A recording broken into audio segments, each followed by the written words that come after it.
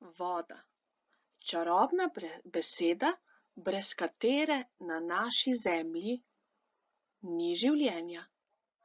Tudi ljudje bi brez nje zmogli živeti samo nekaj dni. Si že slišal za modri planet? Podaj se na učno uro raziskovanja vode. O vodi, tej dragoceni dobrini, smo se učili že pri spoznavanju okolja. Ni naključje, da sta prišla vodo pogledat želva in polarni medved. Le kakšno povezavo imata z vodo? Boš danes potreboval delovni zvezek Novi prijatelji za slovenščino, in sicer stran 64 in 65. A zaenkrat naj delovni zvezek ostane še zaprt. Najprej dobro poslušaj besedilo, ki ti ga bom prebrala. Razmisli o tem, kaj si novega izvedel. Nato pa v spodnjem delu preberi vprašanja in na vprašanja tvori ustne odgovore. Voda. Zemljo imenujemo tudi modri planet. Tako ji pravimo zato, ker velik del Zemlje pokrivajo morja in oceani. Iz vesolja je Zemlja videti modra.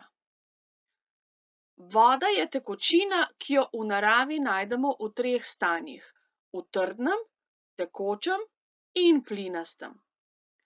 V trdnem stanju jo imenujemo led. V tekočem stanju je tista, ki jo piješ in s katero se umivaš. Sem spadajo reke, potoki in padavine.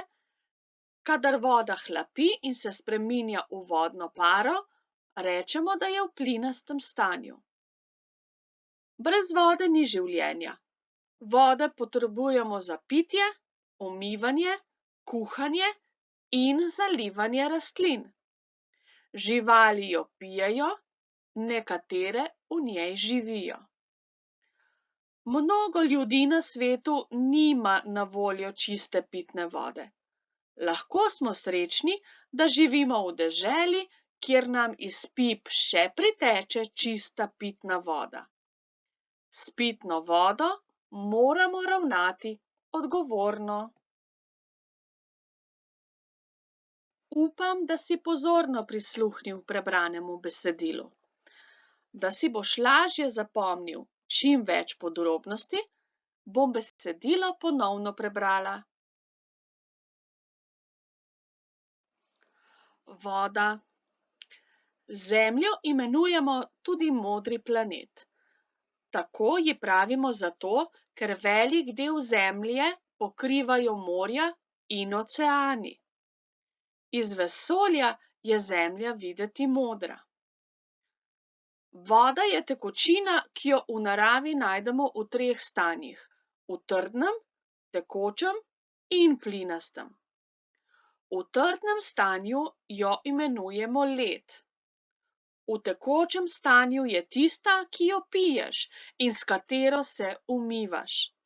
Sem spadajo reke, potoki in padavine. Kadar voda hlapi in se spreminja v vodno paro, rečemo, da je v plinastem stanju. Brez vode ni življenja.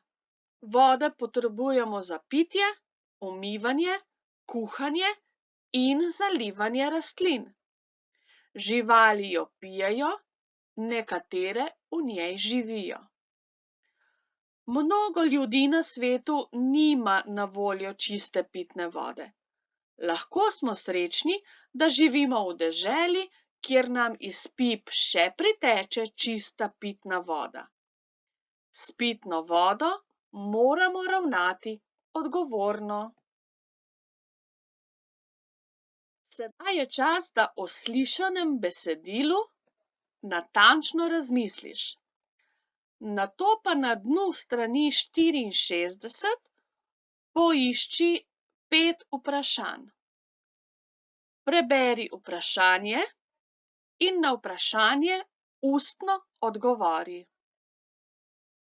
O tem, kaj si novega zvedel o vodi, lahko pripoveduješ tudi svojim domačim.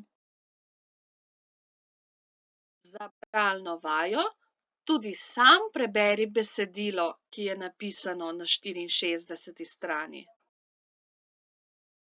Na strani 56 pa te čaka naslednji del naloge. Če dobro pogledaš, imaš narisano razpredelnico, kjer je 6 polj. Iz priloge 1, ki je na koncu delovnega zvezka, izrežeš sličice. Nato pa jih v pravilnem zaporedju nalepi v ustrezna okenca. Dobro si oglej sličice. O čem bi lahko govorila zgodba? Kakšen bi lahko bil naslov te zgodbe? Ne pozabi v zgornjo vrstico napisati svojega naslova te zgodbe. Nato pa v zvezek v svetu besed napiši ta naslov, o vsaki sličici pa zapiši 1 ali 2 povedi. Zgodbo, ki jo boš zapisal, mi prosim fotografiraj in mi jo posreduj.